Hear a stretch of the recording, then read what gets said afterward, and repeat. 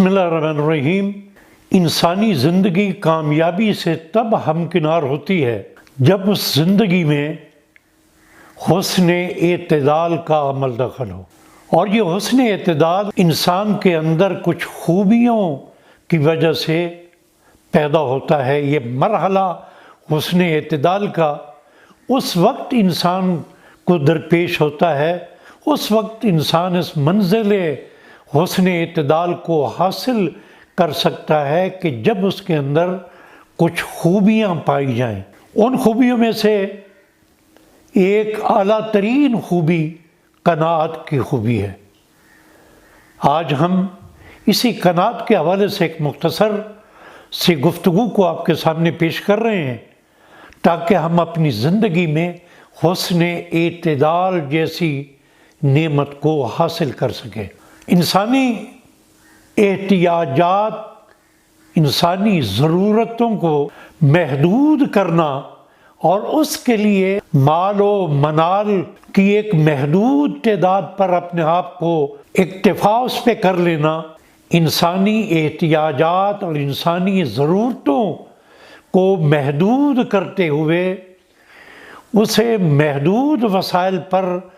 اکتفا کرنا اور مزید کی حرص کو یا کوشش کو بالکل اپنے آپ سے دور رکھنا، یہ قناعت کہلاتی ہے۔ میں ایک بار پھر اس کو دہرا دیتا ہوں کہ انسان اپنی ضرورتوں کو محدود کر کے محدود وسائل پر اگر اکتفا کرے، محدود مال و منال پر اگر اکتفا کرے اور پھر مزید مال کی نہ ہوس رکھتا ہو اور نہ اس کی کوشش کرتا ہو تو اسے قناعت کہیں گے۔ قناعت ایک ایسی صفت ہے جو اخلاق کی اچھائی، عزت نفس اور وجدان کے شرف کی بنا پر انسان میں ودیت کرتی ہے۔ یعنی جو نفس باشرف ہو، اس باشرف نفس کے حامل انسان میں یہ خوبی پیدا ہوتی ہے۔ امام محمد باقر علیہ السلام ارشاد فرماتے ہیں کہ اللہ کے تھوڑے رزق پر قناعت کرنے والا انسان دنیا کا سب سے بڑا غنی انسان ہے۔ جالینوس کے بارے میں روایت کی جاتی ہے کہ جب وہ اس دنیا سے گیا تو اس کی جیب میں ایک پرچہ تھا کہ جس پرچے پہ یہ لکھا تھا کہ آپ نے دنیا کے مال و منال سے جو اچھا کھایا پیا، اس کا فائدہ تمہارے جسم کو ہوا، اور جو مال و منال تم نے راہ خدا پہ صدقہ دیا، اس کا فائدہ روح کو ہوا۔ پھر اس نے یہ لکھا کہ جو انسان صرف اپنے اس جسم پر توجہ دیتا ہے وہ اس دنیا میں زندہ رہتے ہوئے بھی مردہ ہے، اور جو انسان اپنی روح کے لیے خوراک فراہم کرتا ہے وہ اس دنیا میں نہیں بھی ہوتا تو وہ زندہ ہوتا ہے۔ یہی قناعت انسان کو وہ صلاحیت عطا کر دیتی ہے کہ اسی قناعت کی بنا پر اس کی محتاجی کی پردہ پوشی ہو جاتی ہے۔ اس کا کم رزق اسے کم نہیں لگتا کیونکہ اس کے اندر توکل الہی پیدا ہو جاتا ہے۔ وہ خدا پہ صرف توکل کرتا ہے اور مخلوق سے سوال کرنا اپنے لیے کسر شان سمجھتا ہے، گویا وہ مخلوق سے بے نیاز ہو جاتا ہے۔ اسی طرح ایک اور واقعہ جو ایک یونانی حکیم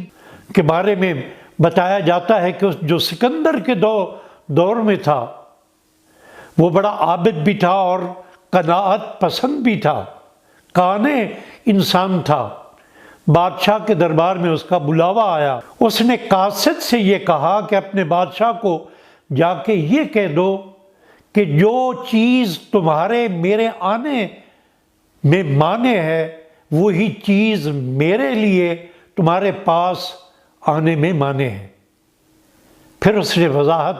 کرتے ہوئے اسے بتایا کہ اس کی بادشاہی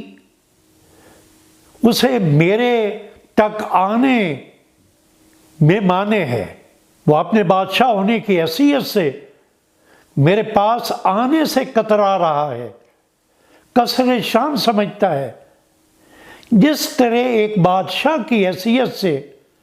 اس کا میرے پاس آنا اس کے لیے ہچکچاہٹ کا سبب ہے، اسی طرح میری قناعت اس کے دربار میں جانے کے لیے میرے سامنے حائل ہے۔ تو یہ وہ قناعت ہے کہ جو انسان کے اندر اتنی طاقت پیدا کر دیتی ہے۔ ایک اور روایت کے مطابق حضرت عثمان نے اپنے غلام کو درہم و دینار کی ایک تھیلی دے کر یہ کہا کہ یہ ابو ذر کو جا کے دو، اگر جناب ابو ذر نے اس کو قبول کر لیا تو میں تمہیں آزاد کر دوں گا۔ وہ تھیلی لے کے جناب ابو ذر کے پاس آیا جناب حضرت عثمان کے وہ غلام، اور کہا کہ اے ابو ذر، یہ خلیفہ وقت نے آپ کے لیے یہ درہم و دینار کی تھیلی دی ہے۔ جناب ابو ذر نے قبول کرنے سے انکار کیا، تو اس غلام نے کہا کہ اے ابو ذر، اسے قبول کر لیجئے، کیونکہ تمہارے قبول کر لینے میں میری آزادی مضمر ہے۔ جناب ابو ذر نے بڑا قلندرانہ جواب دیا، کہا کہ اے شخص، تیری تو اس میں آزادی مضمر ہے، لیکن اسے قبول کرنے میں میری غلامی اس میں مضمر ہے۔ تو یہ وہ قناعت ہے کہ جو انسان کو اتنا دلیر بنا دیتی ہے، اتنا غیرت کا خوگر بنا دیتی ہے کہ انسان بادشاہوں کے دربار میں جانے سے کتراتا ہے۔ بالکل اسی طرح جس طرح متوکل نے، جس طرح منصور نے امام جعفر صادق علیہ السلام کو اپنے دربار میں آنے کی ترغیب دی اور یہ کہا کہ سب لوگ میرے دربار میں آتے ہیں لیکن آپ تشریف نہیں لاتے، تو امام نے فرمایا نہ میرے پاس اتنی مال و دولت ہے کہ جس دولت کی وجہ سے میرے اندر کوئی خوف ہو کہ ایک بادشاہ مجھ سے یہ دولت چھین نہ لے، اور نہ ہی تمہارے اندر ایسی دینداری اور ایمان ہے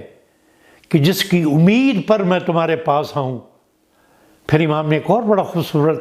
جملہ کہا، امام نے فرمایا نہ تمہیں کوئی ایسی نعمت حاصل ہوئی ہے کہ جس کی مبارکباد میں تمہیں دینے آؤں، اور نہ ہی تم کسی ایسی مصیبت میں گرفتار ہوئے ہو کہ جس مصیبت کے لیے میں تمہارے پاس تمہارا احوال پوچھنے آؤں۔ تو خداوند قدوس ہمیں قناعت جیسی اس صفت کو حاصل کرنے کی توفیق عطا فرمائے، تاکہ ہماری زندگی میں حسن اعتدال پیدا ہو، اور اس حسن اعتدال کی بنا پر ہم اپنی زندگی کو کامیاب زندگی بنانے